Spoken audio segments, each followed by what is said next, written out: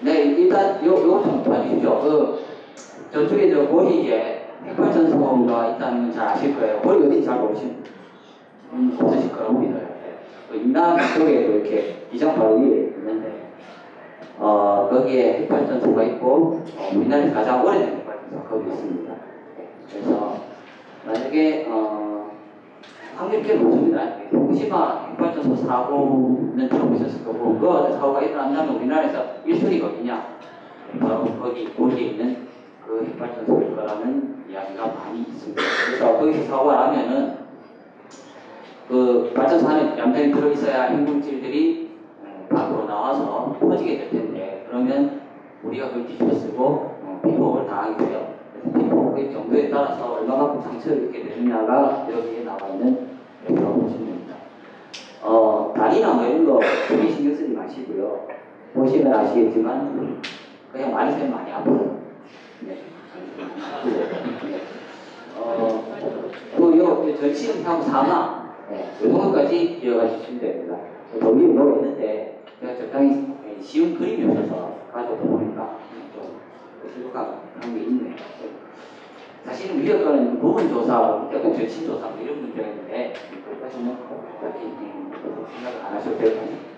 그래서 뭐가 거의 탈모 있고 구토, 피부 붉어지고 이런 얘기가 있는데, 저렇게 게이지가 이렇게 상승을 하면서 암 발생 확률이 기하급수적으로 늘어납니다. 그러니까 이렇게 피부 붉어진다. 저 정도 수준에서는 뭐 5년 내에 암 발생 확률이 80% 이런 수준이고요. 내려갈수록 떨어지는 그런 류라고 보시면 되겠습니다. 이렇게 생각을 해주시면 됩니다. 네, 이건 그 일본 문부과학성에서 나온 자료인데요. 이 동시마 가운데가 어디냐면 후쿠시마입니다. 후쿠시마에서 사고가 나서 그 핵물질이 이렇게 터졌는데 어디 얼만큼 어떻게 보는가 하는 걸 나타내는 거예요. 저선 동그란 게 하여튼 제일 외곽에 있는 그 전선이 30km 발전소에서 반경 30km 그런 식으로. 그리고 좀 말씀을 조금 드리자면 이 핵물질들이 이렇게 날아와서 이렇게 땅에 떨어지면 거기서 나오는 방사선에 우리가 비교하면 되는데요. 핵물질하고 방사선하고 헷갈리시는 분들이 있더라고요. 그래서 그냥 지구 수준에서 그냥 다 동일하다. 잘 아시는 분들 잘 아시겠지만 그렇게 생각을 해주시면 되겠습니다. 그래서 저렇게 벗어나가게 되는데, 네, 저기는 부산입니다. 부산이고 여기가 부산이고요. 여기가 고리입니다. 고리. 그림 해상도 좀 낮아도 이해를 좀 해드릴게요.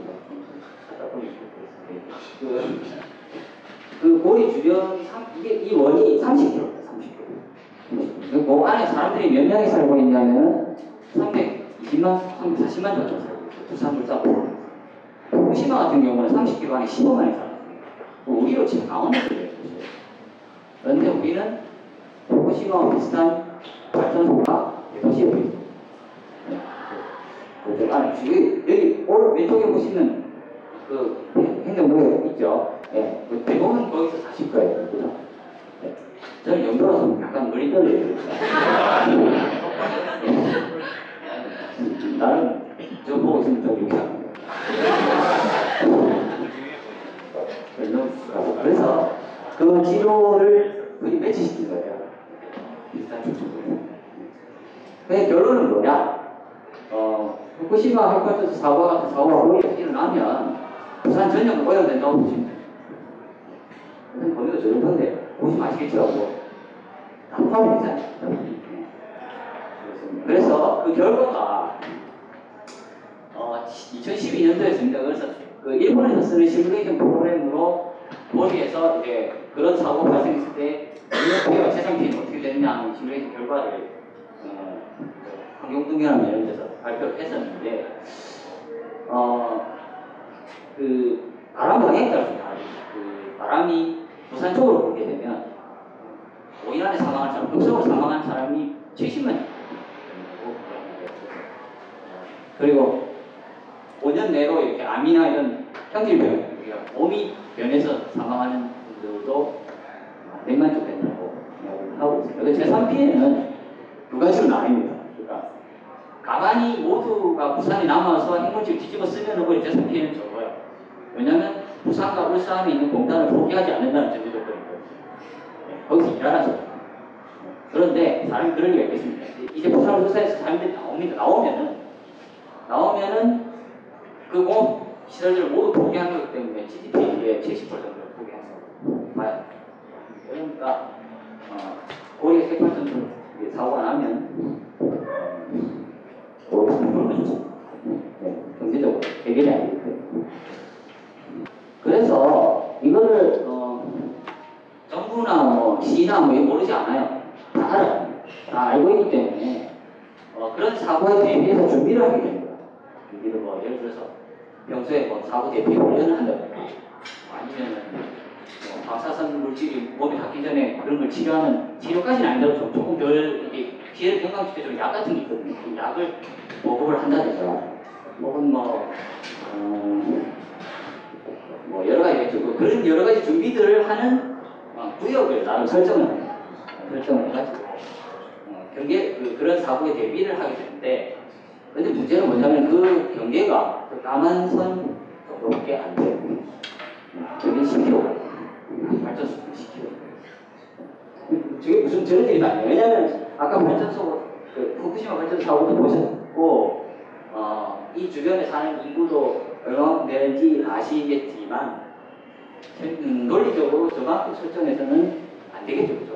사람들을 일단 살리고 보려면 저보다 훨씬 넓어요. 근데 저렇게밖에 되지 않는 이유는 거리에서는 후쿠시마 핵발전소 사고가 같은 사고는 나지 않는다고 가정하에 만든 구역이에요.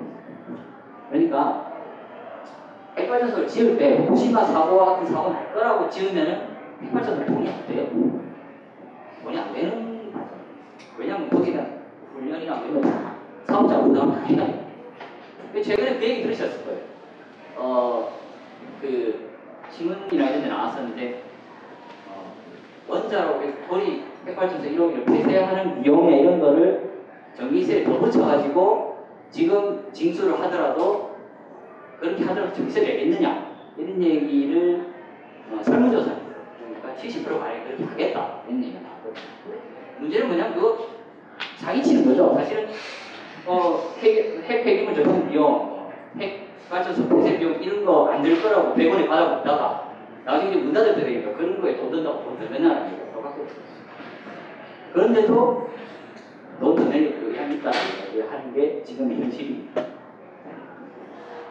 그래서 자, 여기서 결론이 나옵니다. 여러분들은 저 10km 안에 사시는 분들 많이 없을 거예요. 그렇죠? 대부분 10km 바깥일 거예요.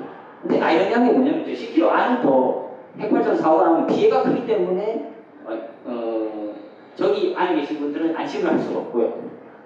아닌 분들은 관리구역이 아니기 때문에 안심을 할 수 없어요. 이 얘기 아시겠죠? 저 목을 보입니다. 제가 여러분들 드리고 싶은 말씀은 지금 이 순간 보리 핵발전소에서 사고가 났을 경우에는 여러분들 목숨을 구할 수 있는 여러분들 자신밖에 없어요. 10km 안에는 뭐 정부나 뭐 국가나 이런 힘이 대입될 수도 있겠지만 그것조차 제가 자세히 말씀드리지 않는 이유는 세월호 보셨죠? 세월호 보셨었죠? 자, 거기에 그냥 의원이 저한테 자전거를 안 사는 그런 상황이라는 걸 좀 알아주셨으면 좋겠습니다. 그래서 그러면 여러분들이 핵발전소 사고가 났다고 치고 어떻게 할 수 있느냐 그런 얘기를 조금 드리도록 하겠습니다. 여기서 아무 대책이 없는 게 문제예요. 그런 핵발전소 사고가 났다는 소식을 딱 접하는 순간 맨 먼저 생각할 수 있는 건 뭐겠어요? 여기서 벗어나는 것이죠. 여기서 벗어나는데 벗어날 수가 없습니다. 도로에 차가 쫙 깔려 있어요. 누구나 생각합니다. 차가 다 막히고 대중교통수단도 움직이지 않고 그러면 제일 성공은 우리는 집에 있는 거예요. 그다음 콘크리트 벽 뒤에 숨는 거예요. 이거 어제 많이 들어보셨을 거예요. 가만히 있어라. 내가 지금 드리고 있는 말씀은 그런 일이. 그래서 일단은 집에 가시고요. 창문 틈비를 다 막고, 그리고 에어컨 같은 거 틀지 마시고 바깥 공기 빨아주고, 음식물 오염되지 않도록 관리 좀 잘하시고, 음식물이 많으면 더 좋습니다. 며칠 버텨야 돼요. 그리고 여러 가지 있겠죠.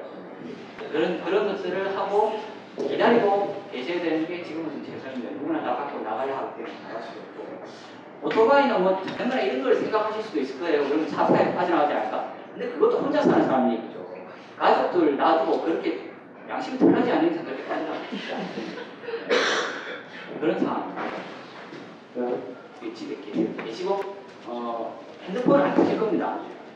사고가 났다 치면 누구나 다 자기 친구, 가족들한테 전화하게 돼요. 그러면 정신은 마비가 돼요. 유선전화 정도는 기대할 수가 있고요.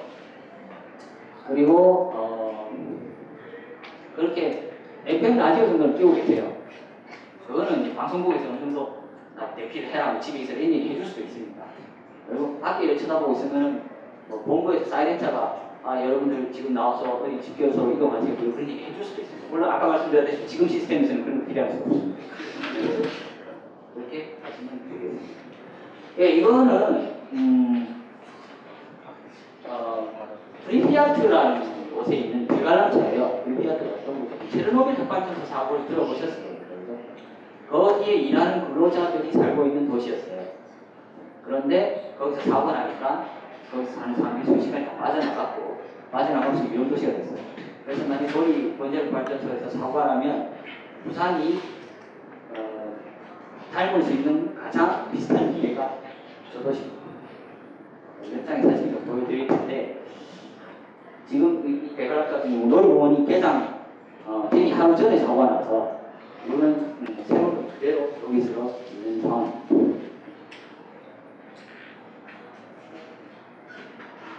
네, 저걸 보이는 게 체르노빌 발전소예요. 우리가 지금 발전소고, 네, 저 이렇게 아파트를 좀 있고 한데 사람은 없습니다. 사람이 없고 저렇게 있어요. 저기 가가지고 이제 측정기 같은 거 갖다 대면은 여기에 수급이 됩니다. 평소 측정기. 그렇습니다. 아까 하던 얘기 말씀 마저 드리면요. 일단 그렇게 이렇게 집에 있다가 기회가 좋아가지고 밖으로 나오게 된다. 밖으로 나와서 이동을 할 수 있게 됐다. 그러시면 일단 챙길 수 있는 건 약하고요. 이렇게 해서 이동을 하시면 되는데, 제가 사실 얘기 안 드리려고 해서 그럴 수가 있을까? 차로 빠져나갈 수 있을까? 뭐 제가 드릴 수 있는 얘기 다 드린 것 같습니다.